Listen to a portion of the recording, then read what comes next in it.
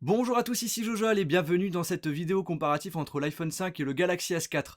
Deux téléphones tactiles dernier cri, en général on hésite entre les deux, et bien j'espère que cette vidéo va vous aider à prendre votre décision. Si vous souhaitez voir des vidéos sur ces deux produits, n'hésitez pas à aller voir mes vidéos qui seront dans la description.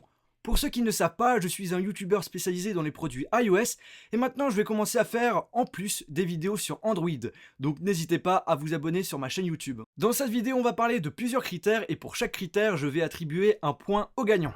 En ce qui concerne le design, les deux téléphones sont tous les deux différents. Le S4 d'une apparence plastique avec une coque arrière en polycarbonate, l'iPhone 5 a par contre un plus grand aspect en tant que smartphone haut de gamme puisqu'il est composé par des matières un peu plus nobles comme de l'aluminium ou du verre. Mais la finition des deux appareils est excellente. Au niveau de l'écran, l'iPhone possède un écran tactile de 4 pouces avec une résolution de 1136 par 640 contrairement au S4 avec un écran 5 pouces avec une résolution de 1920 par 1080 pixels et c'est un écran Full HD. Nous avons donc tous les deux un écran de très bonne qualité mais avec une meilleure résolution pour le S4. En ce qui concerne le poids, l'iPhone 5 est toujours gagnant par rapport aux autres smartphones, 112 grammes contrairement au S4 avec ses 135 grammes. Pour la finesse, c'est toujours aussi l'iPhone 5 qui est gagnant avec ses 7,6 mm mais de très peu car le S4 fait juste 0,3 mm de plus. Ils sont pratiquement équivalents.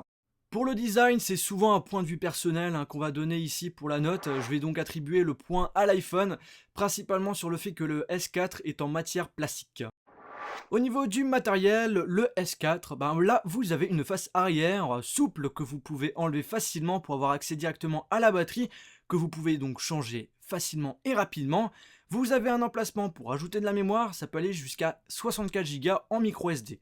Au niveau des performances, nous avons un processeur double cœur de 1,2 GHz pour l'iPhone, et par contre c'est bien plus puissant sur le S4 avec 4 cœurs, cadencés jusqu'à 1,9 GHz.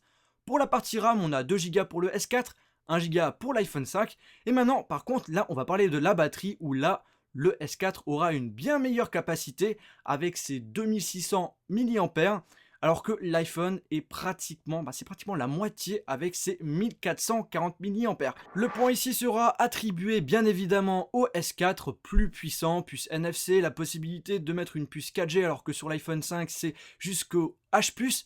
L'utilisateur est vraiment plus libre puisqu'on peut rajouter de la mémoire, changer facilement sa batterie, etc.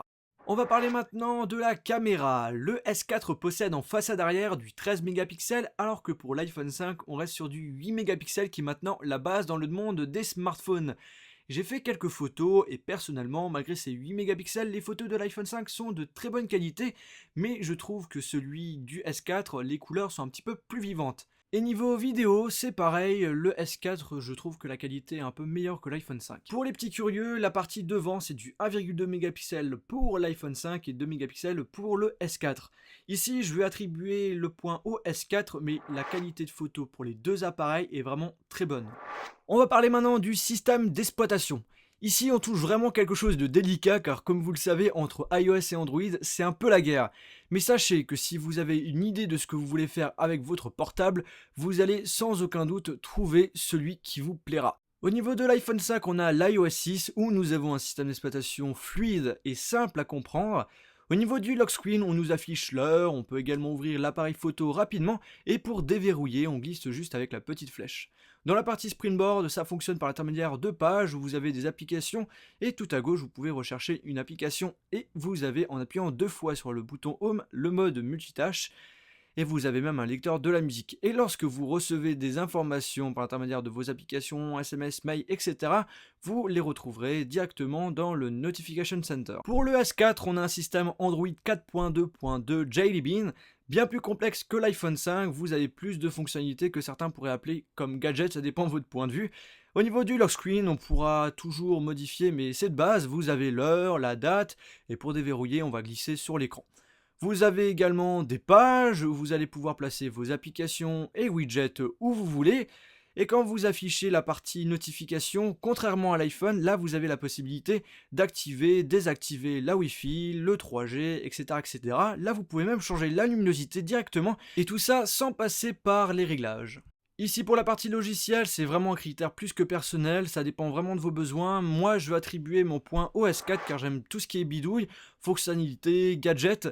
Et vous allez sans doute me parler de jailbreak qui permet d'avoir un grand nombre de fonctionnalités d'Android sur iOS. Et bien là, j'écarte le jailbreak de cette comparaison, je vais seulement parler de ce qui est de base sur nos appareils. Maintenant pour finir le prix, l'iPhone est proposé au prix de 679,90 € avec comme choix du blanc ou du noir à partir de 16 Go et pour le S4 c'est 689,90 € avec aussi du blanc ou du noir à partir de 16 Go et vous pouvez rajouter de la mémoire.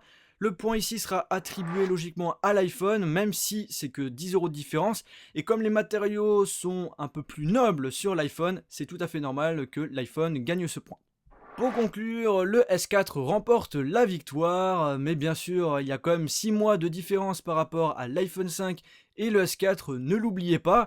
Mais ce que je peux vous donner comme conseil, c'est le fait que si vous souhaitez un téléphone simple à utiliser, rapide, avec pas mal de contenu, je vous conseille de prendre l'iPhone 5. Par contre là, si vous préférez tout ce qui est bidouille, widget, plus de fonctionnalités, je vous conseille de prendre le S4. Ça dépend vraiment de vos besoins. En tout cas, j'espère que cette vidéo vous a plu, je vous remercie de l'avoir regardée.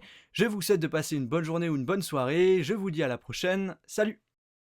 J'espère que la vidéo vous a plu, n'hésitez pas à regarder une de mes dernières vidéos qui vient juste de sortir, à vous abonner sur ma chaîne YouTube, à me suivre sur Twitter, à aimer ma page Facebook et de suivre le stade iPhone Pro. Merci à tous et à la prochaine.